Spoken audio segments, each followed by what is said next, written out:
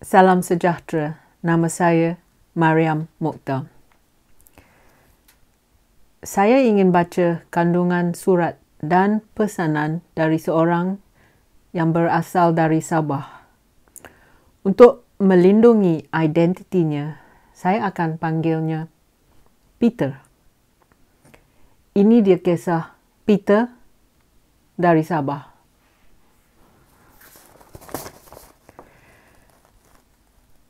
Nama saya Peter yang berasal dari negeri Sabah. Semenjak saya mula belajar di sekolah tadika, sekolah rendah jenis kebangsaan Cina dan sekolah menengah kebangsaan, saya mempunyai ramai kawan dari pelbagai bangsa dan kita tidak mempunyai masalah duduk bersama di sekolah atau di tempat lain seperti kedai kopi. Begitu juga semasa hari perayaan seperti Hari Raya, Tahun Baru Cina, Deepavali, Pesta Keamatan dan lain-lain. Kita akan berkunjung ke rumah kawan-kawan kita dari pelbagai bangsa untuk merayakan perayaan tersebut tanpa sebarang masalah atau prejudis antara satu dengan yang lain. Pada tahun 1997,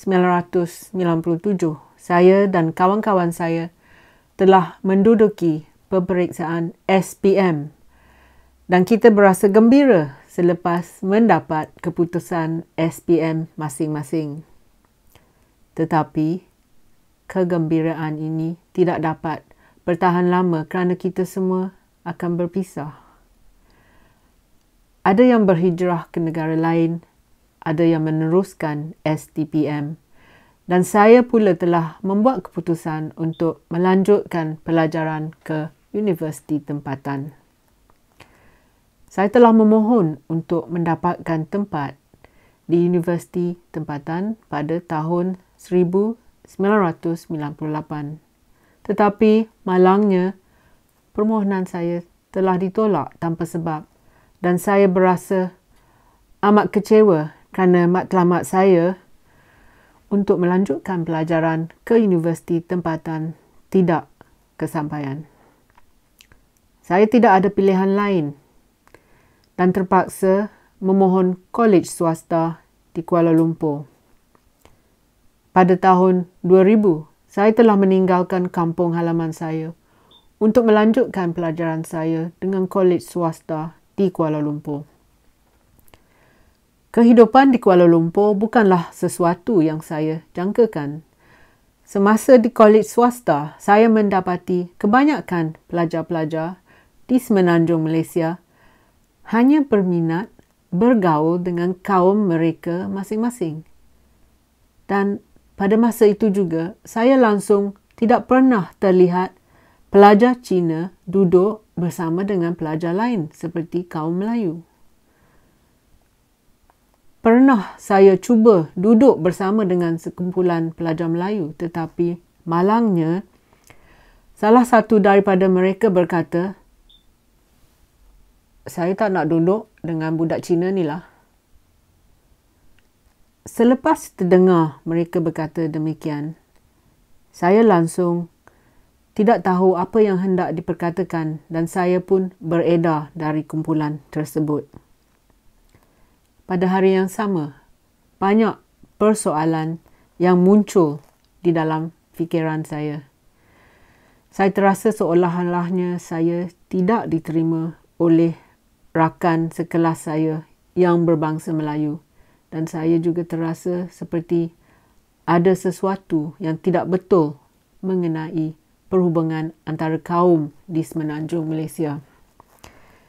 Dengan ini, saya tidak ada pilihan dan terpaksa hanya bergaul dengan pelajar Cina dan India kerana inilah kehidupan di Semenanjung Malaysia di mana perhubungan antara kaum masih tidak baik. Semasa saya masih belajar di negeri Sabah, saya langsung tidak tahu maksud sebenar perkauman. Saya dibesarkan di tempat yang mempunyai pelbagai kaum seperti Melayu, Cina, India, Kadazan, Melanau, Bajau, Rungus dan banyak lagi.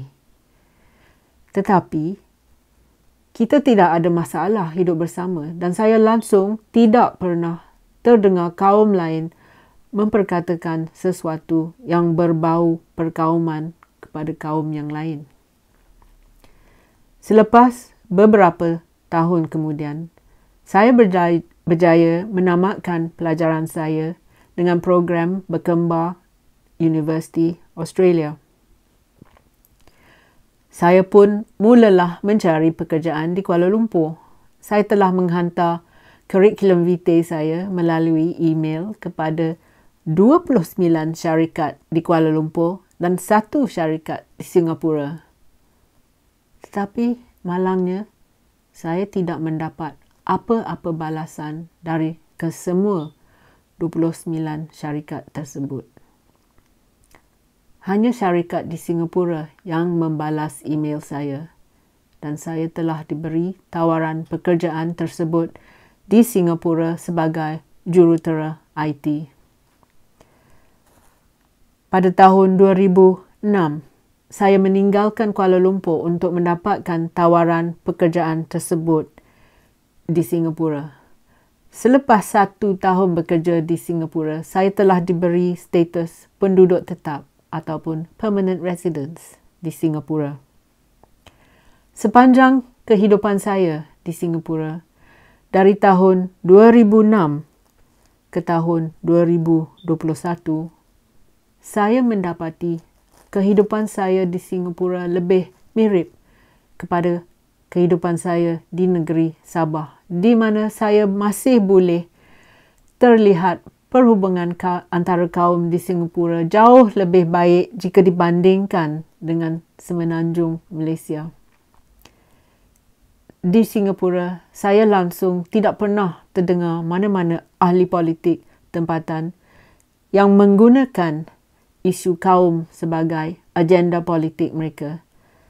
Dan sesiapa yang memainkan politik perkauman akan didakwa di mahkamah. Ini jauh berbeza di semenanjung Malaysia, di mana parti politik seperti UMNO telah berkali-kali memainkan api perkauman. Tetapi malangnya, mereka ini tidak pernah diambil tindakan oleh pihak polis. Contohnya, Jamal Yunus yang pernah berkali-kali memainkan politik perkauman dan mencetuskan huru-hara semasa di Kuala Lumpur dengan geng baju merahnya. Walaupun saya tidak lagi duduk di Kuala Lumpur, tetapi saya teramat kecewa melihat berita tersebut kerana Perdana Menteri ketika itu, Najib Abdul Razak, langsung tidak ambil peduli perkara tersebut dan membiarkan Jamal Yunus menghentam kaum yang lain, khususnya kaum Cina. Selain itu, nama baik Malaysia juga terguris selepas kes 1MDB menjadi isu hangat di seluruh dunia. Ramai yang cuba menjatuhkan kerajaan kleptokrat Najib ditangkap, diugut dan dihumban ke dalam penjara. Sebagai rakyat Malaysia yang bermastautin di luar negara, saya berasa saya ada tanggungjawab yang penting, iaitu kembali ke Malaysia untuk mengundi. Pada tahun 2018, saya dan rakan-rakan yang bermastautin di negara lain seperti Amerika Syarikat, England, China dan Australia telah memutuskan untuk balik ke Malaysia untuk mengundi. Saya langsung tidak menyangka UMNO yang mentadbir negara ini selama 6 dekad akhirnya dijatuhkan oleh rakyat. Pada masa itu juga, saya ternampak negara ini sudah mula ada harapan kerana rakyat Malaysia ingin melihat perubahan. Tetapi malangnya, perubahan ini hanya dapat bertahan selama 22 bulan akibat langkah Sheraton di mana orang-orang yang diundi oleh rakyat telah mengkhianati mandat mereka sendiri dan bekerjasama dengan parti kleptokrat. Saya sangat sedih melihat keadaan tersebut di mana orang-orang yang kita undi menggunakan alasan kaum sebagai agenda mereka. Kononnya DAP anti Melayu dan negara ini patut ditadbir oleh kerajaan Melayu Islam. Lihatlah kerajaan sekarang yang majoritinya orang Melayu. Adakah pentadbiran mereka jauh lebih baik jika dibandingkan dengan kerajaan Pakatan Harapan? Lihatlah bagaimana isu banjir dan kes rasuah Azam Baki. Adakah kita sebagai rakyat Malaysia berasa puas hati dengan cara kerajaan sekarang menangangi masalah ini? Lihatlah bagaimana Kementerian Belia dan Sukan membuli atlet-atlet negara kita yang masih berpotensi meraih pingat untuk negara. Pada pendapat saya, ini bukan masalah rakyat dan perbuatan ahli-ahli politik yang tidak bertanggungjawab ini terang-terang langsung tidak menghormati rakyat. Perbuatan mereka ini yang selalu menggunakan DAP sebagai alasan yang kononnya DAP akan mengancam kedudukan orang Melayu adalah perkara yang langsung tidak benar. Kesemua kementerian-kementerian yang penting, contohnya Kementerian Pendidikan, Kementerian Dalam Negeri dan Kementerian Kewangan dijawat oleh orang Melayu. Persoalannya ialah bagaimana DAP boleh menggugat kedudukan orang Melayu apabila kesemua kementerian ini dipegang oleh orang Melayu. Kita sebagai rakyat Malaysia dapat lihat dengan jelas kerajaan sekarang ni yang majoritinya orang Melayu telah memusnahkan nama baik Malaysia. Jadi, siapa yang harus kita persalahkan? Adakah kita masih nak persalahkan DAP? Siapa yang memegang kuasa penuh dalam pentadbiran negara? Propaganda Perdana Menteri yang bertema Keluarga Malaysia hanyalah drama semata-mata. Saya langsung tidak dapat terasa semangat kekeluargaan di bawah pentadbiran kerajaan ini. Dan ia tidak ada beza langsung dengan tema One Malaysia. Saya ingin memperkatakan di sini kepada Perdana Menteri Ismail Sabri di mana rakyat di Sabah telah berdekat lamanya hidup dengan semangat kekeluargaan. Setelah Malaysia merdeka 65 tahun yang lalu, mengapa sekarang baru hendak memperkenalkan tema Keluarga Malaysia? Bukankah kita sepatutnya hidup dalam semangat kekeluargaan semenjak merdeka 60 tahun yang lalu? Negeri Sabah adalah contoh yang baik sebagai negeri yang hidup dalam keluarga Malaysia.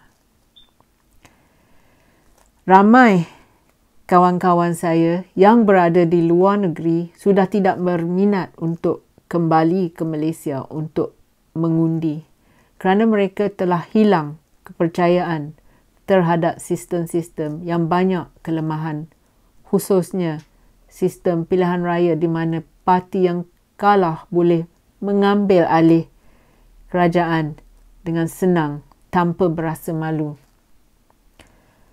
Saya boleh memilih untuk tidak kembali ke Malaysia dan mengubah kerakyatan saya. Tetapi, saya masih sayangkan negara asal saya dan saya adalah anak Malaysia.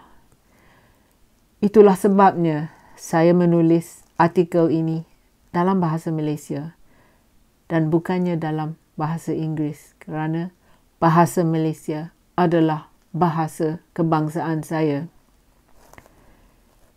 Dalam pilihan raya yang akan datang, semua rakyat, tidak kira bangsa dan agama, harus bangun dan sekali lagi menolak orang-orang politik yang tidak berintegriti. Masa depan negara di tangan rakyat dan kita sebagai rakyat harus berjuang untuk masa depan anak-anak kita supaya mereka dapat hidup di dalam negara yang stabil dan hak-hak mereka terjamin. Saya berharap suatu hari nanti saya dapat kembali ke Malaysia dan bersara dalam keadaan negara yang aman, makmur dan bebas dari segala gejala-gejala jahat yang tidak mendatangkan apa-apa kebaikan untuk negara. Jadi, itu dia surat dari Peter, seorang anak Sabah.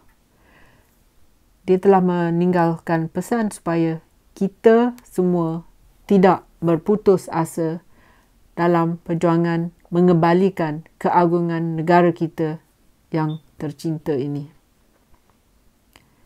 Terima kasih kerana sudi menonton. Jumpa lagi.